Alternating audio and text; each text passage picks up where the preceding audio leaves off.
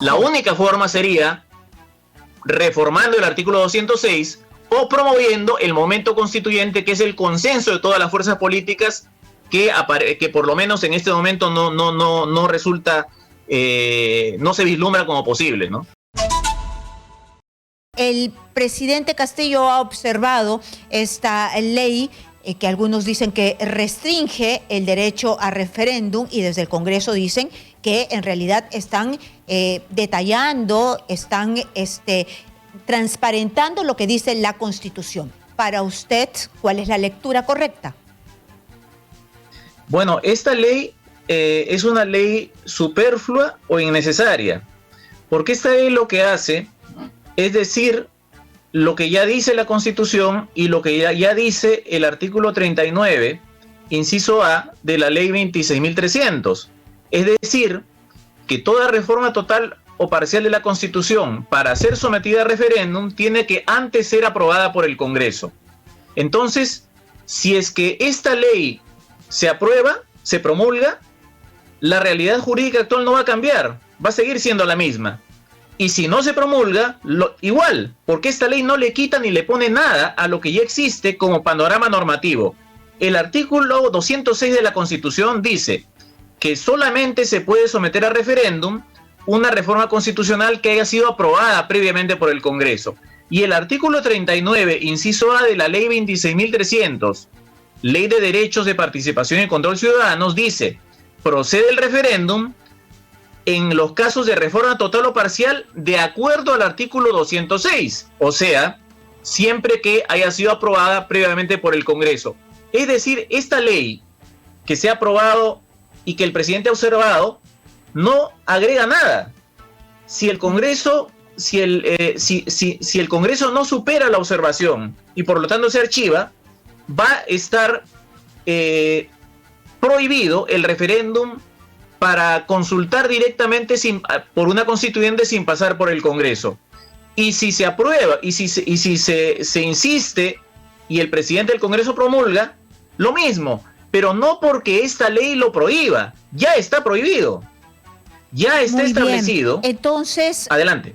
Muy bien, entiendo que es irrelevante, redundante, que ya lo dice, el artículo 206 dice que tiene que pasar por el Congreso de la República. Entonces, ¿por qué desde el Ejecutivo se observa algo que ya dice? Y además no solamente se observa, sino que se ingresa al Congreso de la República esta observación con un oficio que dice que esta ley vulnera los principios constitucionales, restringe arbitrariamente el derecho a convocar un referéndum, hay una lectura arbitraria en el ejercicio de la función encomendada al legislador, se desnaturaliza todo tipo de procedimiento, se excede los márgenes constitucionales. ¿Por qué entonces tanto problema si es que ya se dice en la Constitución? Creo que por desconocimiento, porque no solo se dice en la Constitución, sino también en el artículo 39, inciso A de la ley 26.300, donde dice que la reforma total o parcial puede ser sometida a referéndum según el 206. Y además, el 7 de enero, el Jurado Nacional de Elecciones ha dicho sobre este proyecto de ley, observado, ha dicho que en relación a esta iniciativa, dice, a esta modificación, dice que resulta innecesaria, porque su inclusión no contraviene la norma fundamental. Es decir, es innecesaria porque ya está prohibido, y prohibirlo nuevamente, o mejor dicho, reiteradamente, no contraviene la Constitución. Y esto es importante porque el Jurado Nacional de Elecciones es el máximo órgano de justicia electoral en el Perú.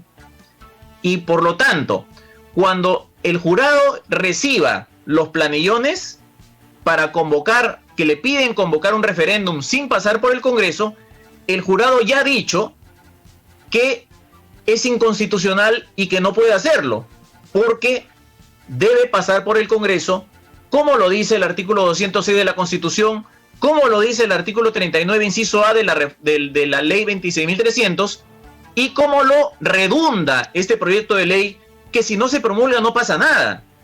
Y si se promulga, se está repitiendo lo que ya dice la ley vigente y la Constitución vigente. Así que lo más importante, en mi opinión, es el acuerdo del jurado de elecciones, donde el jurado de elecciones ha dicho que esa reforma es innecesaria porque ya está prohibido el referéndum sin que pase por el Congreso. ¿Y por qué es importante?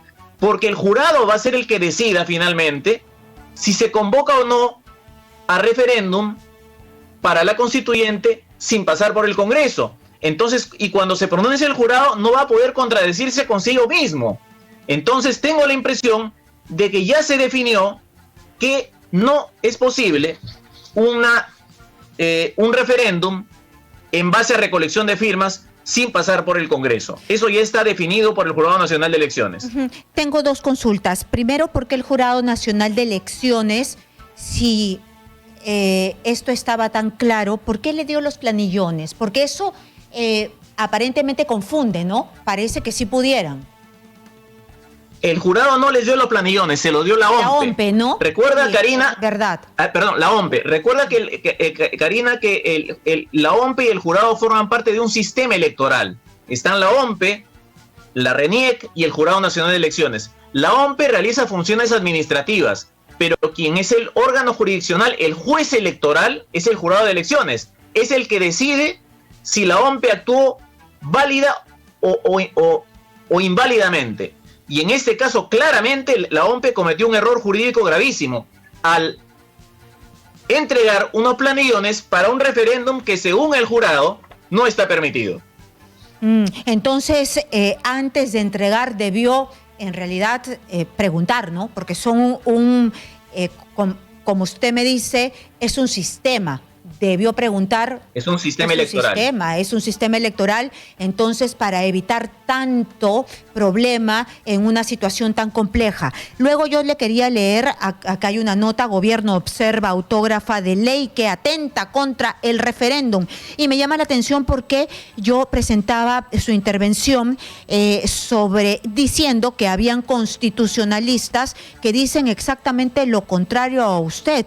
Y le voy a mencionar dos nombres, ¿no? Jorge Jáuregui dice que en realidad esto es atentatorio, ¿no? Y también Francisco Eguiguren: tendríamos un referendo condicionado a que previamente el Congreso de la República apruebe la reforma, ¿no? Y Aníbal Torres, ni qué decirlo, ¿no? Entonces, son varios que dicen lo contrario, tienen una posición contraria. Ellos dicen que sí se podría hacer y que esta ley atenta. Y me imagino que tienen algún asidero los asesores de la presidencia para observar esta ley. Bueno, mira, Karina, el derecho es una ciencia y por consiguiente la herramienta principal que tiene es la persuasión. Yo estoy planteando argumentos con los cuales pretendo persuadirte y persuadirles a los oyentes y a los televidentes. El mejor argumento que puedo presentar es que ese proyecto no está impidiendo el referéndum sin pasar por el Congreso, porque ese referéndum ya está impedido por la ley vigente. Artículo 39, inciso A de la ley 26.300 y artículo 206 de la Constitución. Es decir, si ese proyecto, como dicen los colegas, afecta al derecho al referéndum y todo lo que mencionan, entonces el 39 inciso A también lo afecta y el 206 también lo afecta. Pero no es así, porque estas normas están vigentes y no han sido declaradas nulas. Y es más, al final lo que opine yo, o los tres colegas entre los cuales está mi apreciado amigo y maestro Francisco Eguiguren, ya no interesa demasiado, porque el órgano de justicia electoral ya dijo que exigir que como paso previo a un referéndum constituyente está la aprobación del Congreso, no es inconstitucional, al contrario, es exigible. Entonces ya lo definió el órgano de justicia electoral. Por lo tanto, ya está, creo, establecido que los planillones que se están recolectando, de firmas que están recolectando, no van a servir para realizar un referéndum válido de consulta sobre una constituyente, porque el Jurado Nacional ya le cerró la puerta a esta posibilidad con la interpretación, en mi opinión, acertada que ha pronunciado. Claro, entonces el Jurado Nacional de Elecciones es el organismo electoral pertinente en este caso. Y además, si no les gusta el artículo de la Constitución, lo que tienen que hacer, me imagino, es... ¿Cuál es el camino si no les gusta la Constitución y quieren que se reforme? Sí.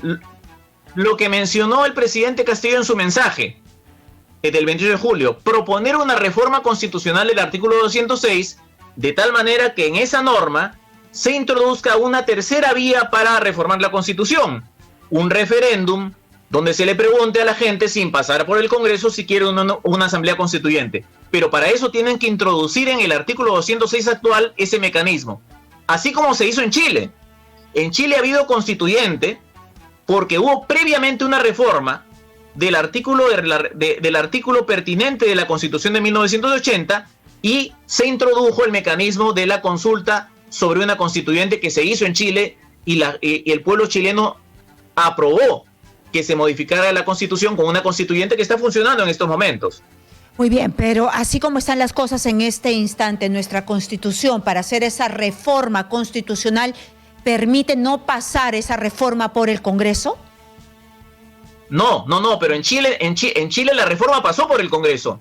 El Congreso chileno modificó su artículo e introdujo la posibilidad de una consulta constituyente sin pasar por el Congreso. Eso podría pasar en el Perú si el Congreso modifica el artículo 206. Pero como siempre se dice, ellos tuvieron un momento constituyente, todos estuvieron de acuerdo, ¿no? Sociedad civil, los políticos, y me imagino que con un Perú tan fraccionado, el momento constituyente que todos hablaban en Chile está todavía lejano. Sí, es muy difícil en este momento, sobre todo porque todo lo que se percibe es que más bien la opción por una asamblea constituyente sin pasar por el Congreso es minoritaria en el Congreso peruano actual. En Chile no es que fuera mayoritaria, sino que el empuje del estallido social que ocurrió allí, recuerda que hubo 4 millones en la Plaza Italia en el año 2009, determinó que en diciembre los grupos políticos, inclusive la derecha, el presidente Piñera de derecha, promovieran esa reforma constitucional que el Congreso la aprobó. No es que le preguntaran al pueblo en referéndum, el Congreso aprobó la reforma que estableció en la Constitución un mecanismo para cambiar la Constitución de 1980, preguntarle al pueblo si quiere o no una nueva Constitución y si eso lo quiere a través de una constituyente. Entonces, como ya estaba en la Constitución, se pudo hacer. Aquí las personas parece que están pensando en otra cosa totalmente distinta y yo los apoyo en cómo comer, cuál es el trabajo, retorno a clases, Omicron, las vacunas. Y aquí le quería leer yo otra cosa porque es del ministro, ¿no? Y aquí en la República se recoge las declaraciones del ministro. ¿Qué es lo que ha dicho el ministro? Acá se me ha perdido, pero dice algo de Aníbal Torres. Ningún órgano constituido, de repente la gente no entiende esto, yo quiero que usted me lo traduzca. Ningún órgano constituido está por encima del poder constituyente. Nadie puede usurpar el poder originario y soberano del pueblo de expresar en democracia su voluntad en referéndum. Por favor, en cristiano. Bueno, le voy a decir lo siguiente. El referéndum es un derecho, no es un poder ni es el poder constituyente. Brevemente, el poder constituyente es la atribución que tiene el pueblo como colectividad de de crear su constitución primera y de cambiarla sin respetar mecanismos previstos antes. Pero ese poder se expresa cuando hay un consenso de todas las tendencias políticas. O sea, no es por un referéndum, donde se hacen 5 millones de firmas, donde 5 millones son más que 3 millones, sino cuando hay un consenso de todas las tendencias políticas. El referéndum, en cambio, es un derecho regulado en la Constitución y que se ejerce de conformidad con lo que la Constitución dice. Entonces no es lo mismo poder constituyente y referéndum. El poder constituyente es la expresión consensual del pueblo de querer una nueva Constitución, de querer su primera Constitución y de querer una nueva sin utilizar los mecanismos de reforma en la anterior, pero para eso tiene que haber consenso, no mayorías ni planillones. Es el eso pasó en momento constituyente, ¿no? El momento constituyente o la primera Constitución. Exactamente, eso pasó en Colombia. Constitución de 1886. Tenía sus mecanismos de reforma. Sin embargo, los colombianos se dieron cuenta que esos mecanismos impedían el cambio y ellos necesitaban una nueva constitución. Y por consenso, inclusive participó un movimiento que había dejado las armas, que era el M-19. Se realizó la Asamblea Nacional Constituyente del año 1990 que aprobó la actual constitución. Ese es el poder constituyente ejercido por consenso, no por planillones ni referéndum. El referéndum es un elemento auxiliar. Después que se hace la asamblea y se aprueba, puede consultarse en referéndum. Eso es otra cosa. En el Perú, el año 1978 estaba vigente la Constitución de 1933.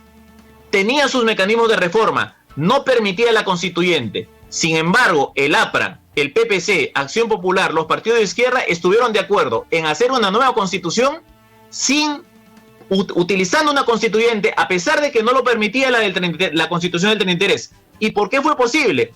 Porque ellos expresaban por consenso al poder constituyente del pueblo. Entonces se pudo hacer una constituyente porque había consenso de todas las tendencias diversas. El poder constituyente no es una tendencia que dice voy a recolectar 5 millones y me impongo a los demás. Eso no es poder constituyente. Eso es una opción abrumador, una opción con respaldo mayoritario abrumador, pero no es poder constituyente. Muy bien, y entonces, ahora siguiendo lo que continúa, ¿no?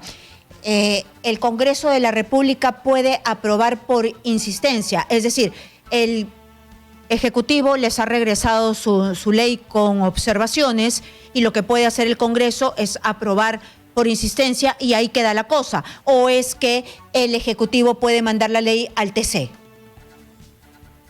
No, el Congreso puede aprobar por insistencia y la promulga el presidente del Congreso, pero, repito, si la promulga el presidente del Congreso no le va a agregar nada a lo que ya existe ahorita. Sí. Entonces, imagínate que no obtengan la mayoría para insistir.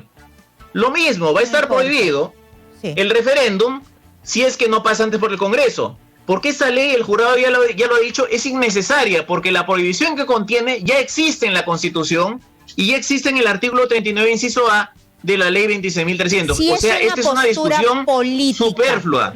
Si es una postura política frente a la recolección de firmas, ya obtuvieron lo que querían. Con ese respaldo del Jurado Nacional de Elecciones es suficiente.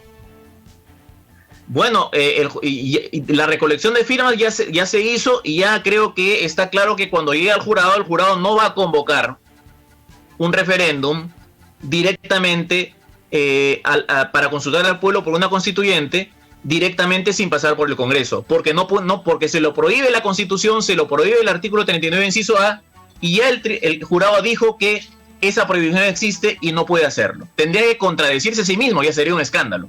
Claro, entonces en este momento que han recibido esta observación, lo que pueden hacer, porque lo que entiendo yo es que quieren, usted nos ha explicado, es una redundancia, es algo innecesario. Entonces es sacar este papel, miren, este papel lo dice todo, lo de nosotros es una redundancia, no van a convocar porque aquí está el papel y sería un escándalo, como nos acaba de narrar usted.